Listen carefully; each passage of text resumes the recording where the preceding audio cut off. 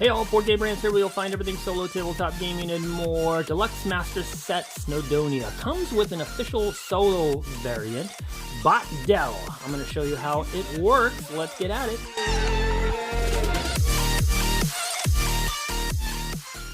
And here we are. You can see I've done most of the legwork here with the setup.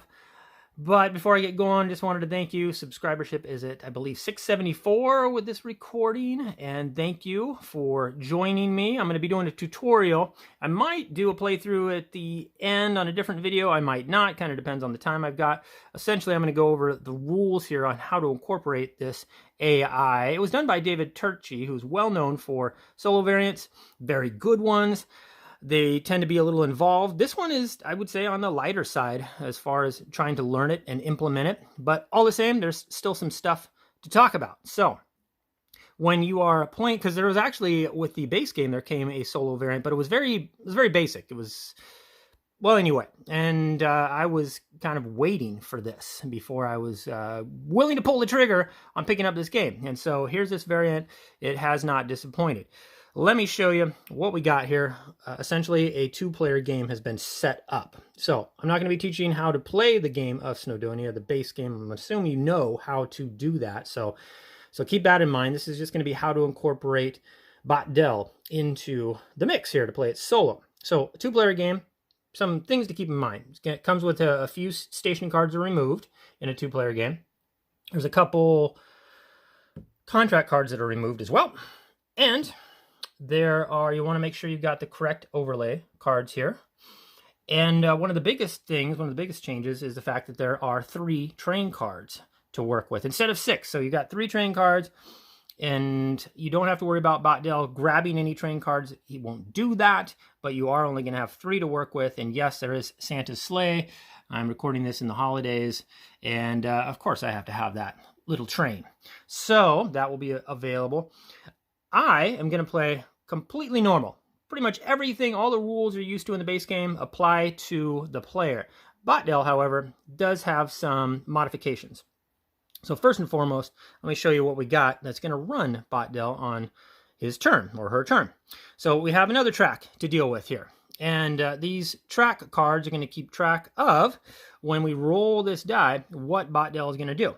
Part of setup for Botdell is, so we've got our stuff. We've got our ownership markers. We got our 2 worker guys here. We got each of us, someone in the pub. We got our surveyors as normal. And then over here, Botdell is going to start off as the first player. So it gets the little train token there. And Botdell gets, I chose pink to be Botdell's color. And all the ownership markers. But you have to actually get 5 of a neutral player markers. In this case, I chose yellow, and 2 you're going to put on this victory point tracker that comes with the master set. This is going to keep track of sort of in-game victory points if Botdell gets any. And then over here, you've got 3 lined up on these spaces here. So essentially, when it's Botdell's turn, it's going to roll this die, and then based on that number, is going to look at the corresponding row and move that marker up onto the next letter. That will be the action that Botdell attempts to take. And so it's very easy to run, as you shall see. And these cards, though, were part of the setup is to, well, let's see here. I had a number of these. I believe the game comes with, I think, 4 blue cards, 8 white cards, and 3 green cards. And so I randomly picked 1 green card, then randomly picked 4 of the 8 white cards, and then randomly picked 3 of the 4 blue cards, and came up with that. And then these get all set off to the side, and then you're ready to go. And so the most involved part, though, is how Botdell takes these actions, and that's what I'm going to go over right now. All right, starting with action A. Botdell picks this. First, going to try to put a laborer on the 2 spot. That way, either steal back first player marker or retain it. But if that space is not available, we'll go to 1. And when it takes that action, it's going to try to take 3 resources, or until the stockyard here runs out. And it's going to go through a priority list, and for each resource, it's going to start that priority list over. So the first thing Botdell will do is try and take a coal, if it doesn't have any. If it doesn't have coal, it'll take a coal. Second priority is to take iron. And it'll continue to take iron until it has 5 iron.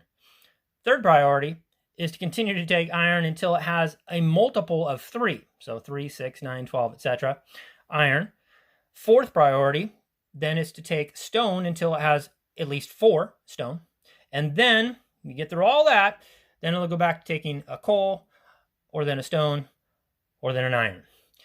So there's a lot to that. It's certainly worth keeping the priority list next to you for the first few times, because there's going to be a lot of variables here. There's going to be different amounts here in the stockyard. It's also going to depend what Botdell has in his stock when he starts taking this action. Sometimes he's already going to have like 7 iron to begin with, but is going to take iron, even though it's got 5, it's going to continue to take iron until it has a multiple of 3. So anyway, one of the more involved actions, but certainly worth keeping that list handy until you get it down. Now the B action. If Botdell takes the B action, first it's got to pick where it's going to go. Now it will go in this first spot if, when it removes rubble, it's going to remove enough rubble on a station to be able to put an ownership marker on there. In all other cases, it's going to go in the 2 spot if you can. Because that way, maybe someone will clear off rubble and it will finally get to claim some ownership. But that's how that goes. And then once it's picked either 1 or 2 and takes the action, something to keep in mind is it's going to use the current rate. In this case, it would be 2, but it's always going to add 1. So in this case right now, if Botdell took that action, it would remove 3 rubble, not just 2. So keep that in mind, and it does it in the same way, kind of works its way up the mountain. So action C, the works. If Botdell picks this action, it's going to try to convert as much as possible, starting with trading in 3 iron for 1 steel. And we'll do that over and over again until it doesn't have 3 iron. But if it's ever down then to just exactly 2 iron, it will still get to do, kind of cheat a little and trade in those 2 iron for 1 steel. After that, then the conversion is going to use rubble, if it has rubble, and convert it into stone until it has a maximum of 4 stone. And then if you've gone all through that and it still has conversions left, as long as it's done 1 conversion, at least just 1, it's done. But if Botdell was unable to do any conversions, then it's going to do a no effect procedure, which I will talk about a little later, and that'll actually apply really across the board. Any of these actions that it can't do, it's going to do a no effect procedure. But we'll get to that later. So that was the works. On to D. Pretty straightforward. Puts a worker on there, just like us. Is going to look at the current rate. If he has steel, is going to put it over there and claim track just like we would. But again, say doesn't have any steel, is going to do a no effect procedure. And another thing too worth mentioning now is the B and D action, excavation, and this track lane action. If fog is the weather, then like normal, these would get blocked and we would not be able to take those actions. But Botdell still would place laborers on those actions, and when it got time to trigger those actions, wouldn't do those actions, but would do a no effect procedure. So that's something to keep in mind. And again, I'll go over that little procedure here in short order. Moving on to the E action, the build action. Botdell will first put his worker on 1, and that's not available. We'll go to the 2 spot. And when activating this action, never build a train. So again, don't have to worry about that, but we'll always try to build. Must have the resources to build, and has to build legally too. So again, has to pick a station where rubble has been cleared up to, just like we would.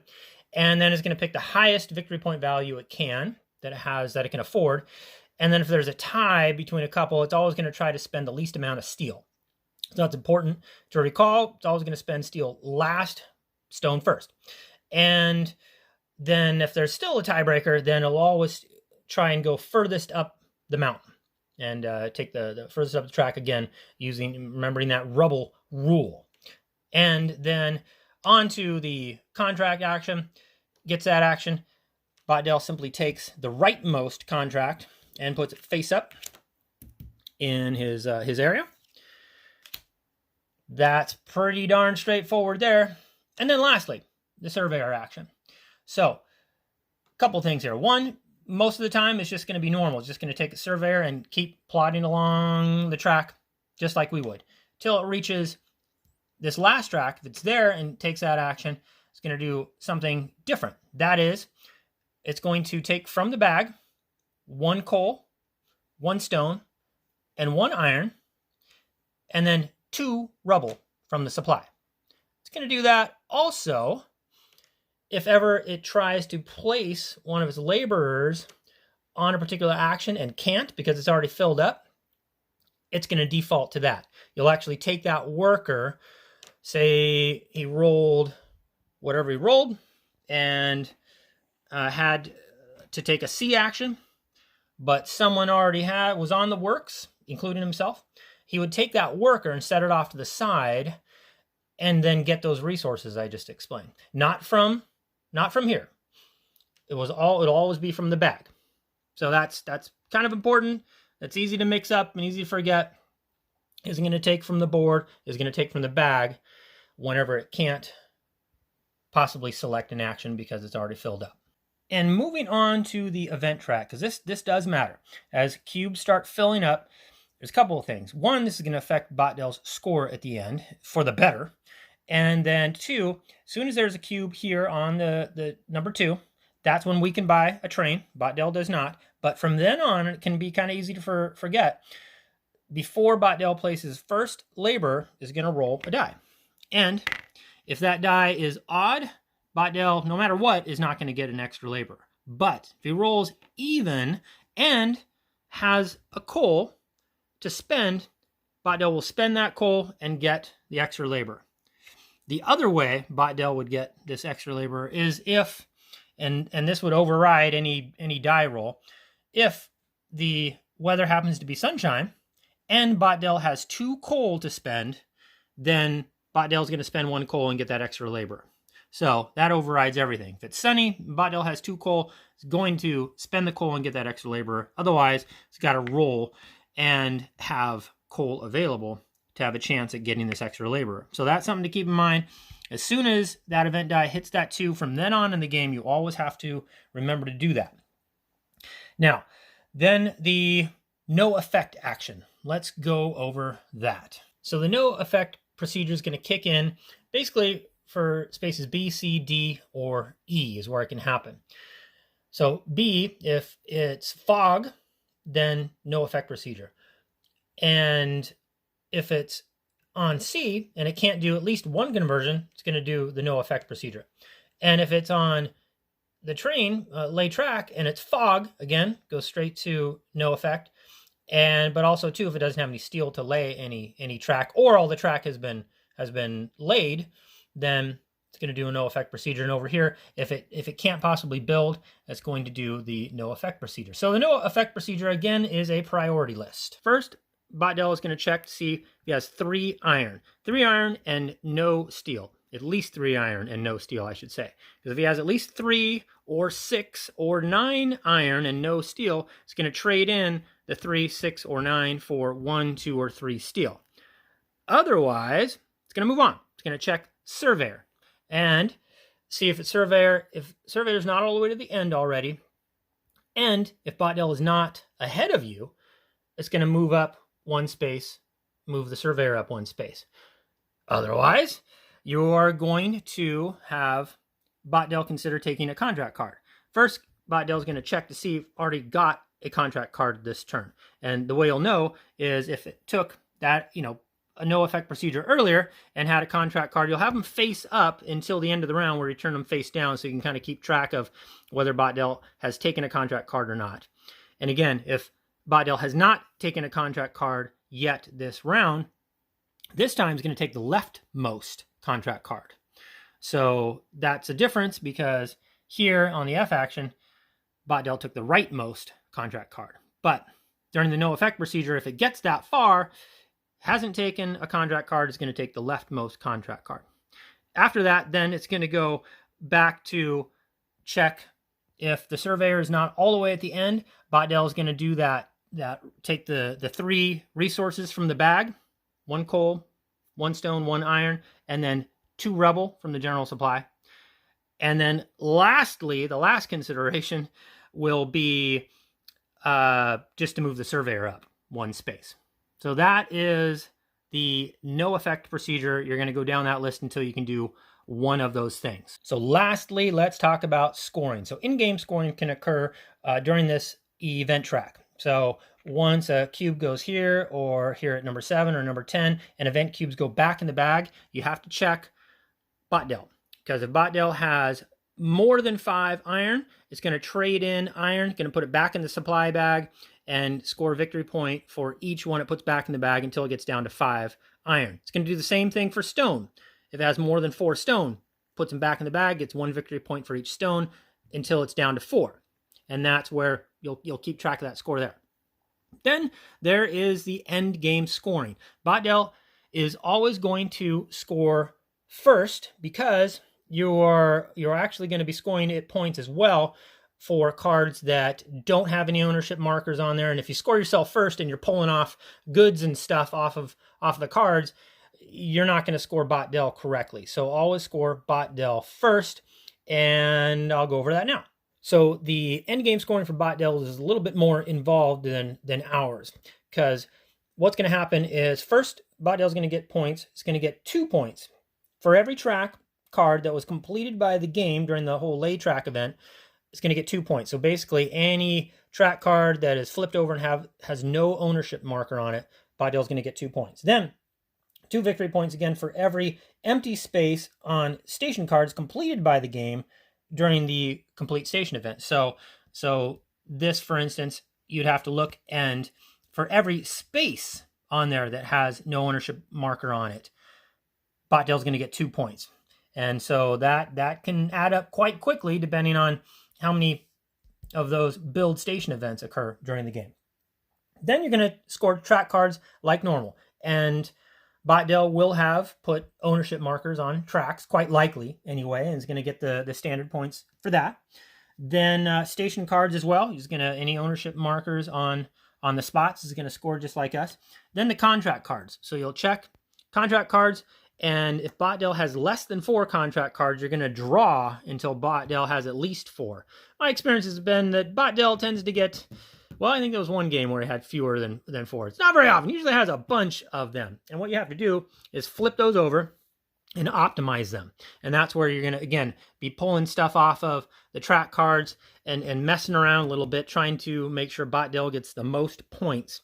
And the one thing, too, to keep in mind, if Botdell has any steel left, he can substitute that steel for completed tracks, just as if it was completed track for the purposes of scoring those contract cards. So that's a big difference there to keep in mind. After that has all been done, you'll check the surveyor, find out how far, just like normal, he's gone up on the surveyor track. And then lastly, the end of the line there is it's going to get 4 victory points for every unspent steel bar. So if there's any steel bars left, 4 points per steel bar, as long as it hasn't used them to score any contract card. And then 3 victory points for every unspent coal, and then 1 victory point for every unspent ore, or iron, I should say, in stone. And then lastly, 1 victory point for every 2 unspent rubble. And you'll round that down. My experience has been that he collects a lot of rubble, but uses a lot of that rubble on those contract cards. So remember the things that are the resources that are spent is not going to count for that last little bit of scoring. After that, we score as normal, and you see who wins. And there are rules as well to make Botdell a little more difficult or a little less difficult as you so desire. But that is it. That is how to incorporate Botdell into your games of Snowdonia, playing solo in the Deluxe Master set. Until next time, on Board Game Rants, I appreciate you watching. I'm out.